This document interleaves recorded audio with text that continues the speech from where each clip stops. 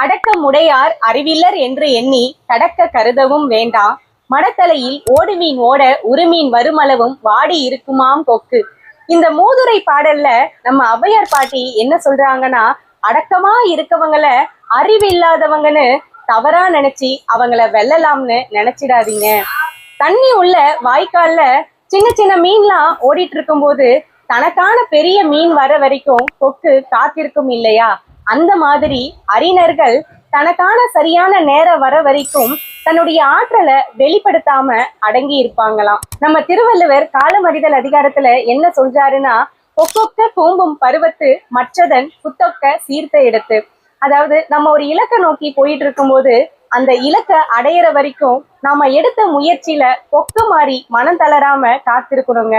சரியான நேரம் வரும்போது அந்த கொக்கு எப்படி தனக்கான பெரிய மீனை குத்தி பிடிக்குதோ அந்த மாதிரி நம்மளுடைய இலக்கை அடையணும்னு திருவள்ளுவர் சொல்றாருங்க. இந்த வீடியோ பிடிச்சிருந்தா லைக் பண்ணுங்க, ஷேர் பண்ணுங்க, தொடர்ந்து ஃபாலோ பண்ணுங்க. நன்றி.